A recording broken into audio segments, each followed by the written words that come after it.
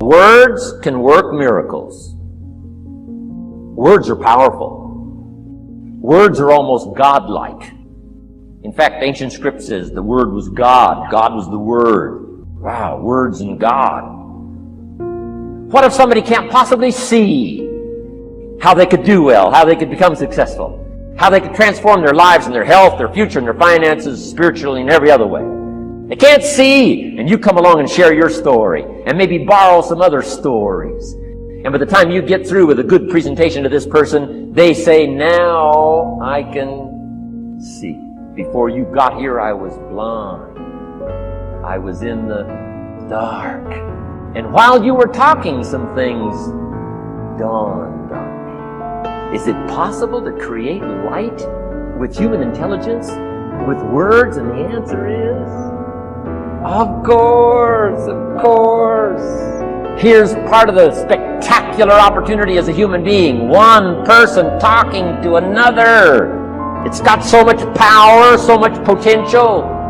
Nothing more magical and powerful, awe-inspiring than words have the ability to dramatically affect people's lives and futures. So become a good communicator.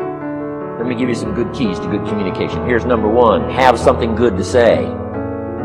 Communication starts with preparation. Getting ready to speak this year. Getting ready to speak next year. Attend the classes. Read the books. Have something good to say. Here's 4 good words to help you to have something good to say. One is interest. Develop a new interest in people and life, what's going on, economics and politics, religion, social structure, possibilities, opportunities. Develop a new interest.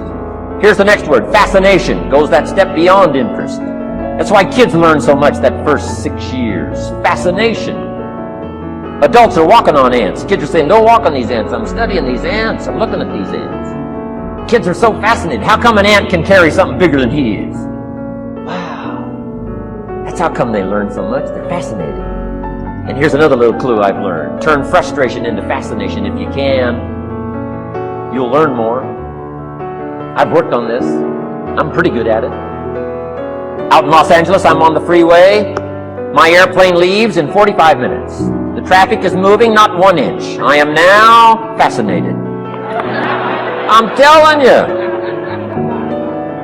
Now, it doesn't work every time. That's true, but every time it does work, I'm telling you, you'll come away with more. Learn to be fascinated instead of frustrated if you possibly can. Turn that little scenario on for yourself. Next is sensitivity. You got to understand, we use the phrase where people are coming from, where they've been, what's going on. Sensitivity training is so important. People not like you, people that have got challenges and problems and difficulties. You got to do your best to be sensitive to other people, where they find themselves, the pit they might be in currently, what's going on. Be sensitive to that. If you really want to communicate well, you got to be touched and moved. Not just by your own drama of life, but by the drama you know is going on in other people's lives. Sensitivity. The last word is knowledge. You just got to go through exercises like this. Take the notes, work hard, roll up your sleeves, go to work. Gather the knowledge in journals, gather the knowledge in notebooks, gather the knowledge in a library and cassettes and videos and every other means. Gather knowledge. Don't be lazy in learning. A major part of communication is preparation. Now here's the next part of good communication. Say it well. 1 is having something good to say. Number 2 is saying it well.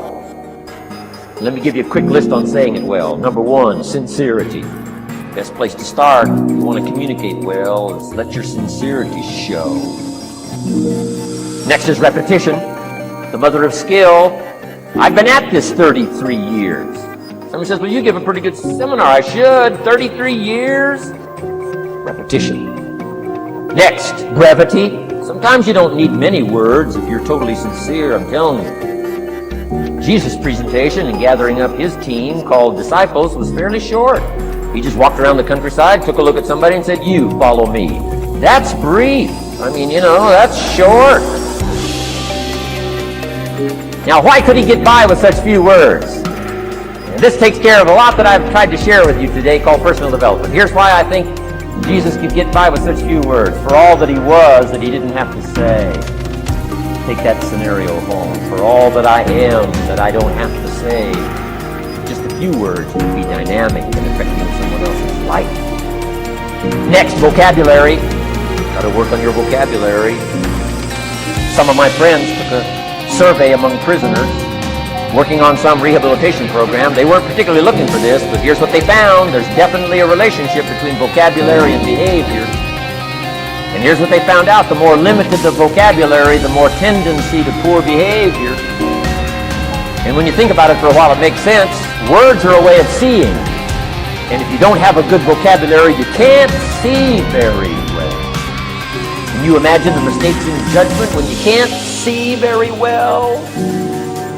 Next, words are a way of expressing what's going on in your head, what's going on in your heart.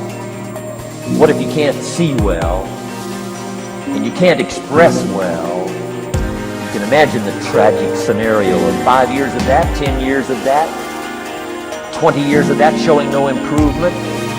Behavior now becomes a major problem.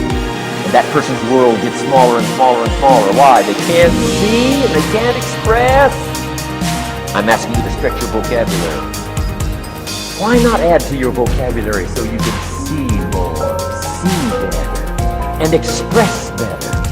Put out in words what's in your heart, what's in your soul, what's in your mind. So say it well. Here's number 3.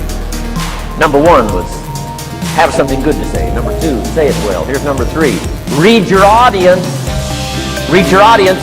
If you're talking to a child, you've got to study the face of the child. You've got to study a little body language. You've got to study what's going on. So you'll know whether to shift gears, come on a little stronger, ease off a little, might be too strong, search for another illustration, soft, strong. A lot of that is dictated by reading your audience. When I first started lecturing, I had some challenges here. I didn't know what was going on down here. I didn't know what was going on over here.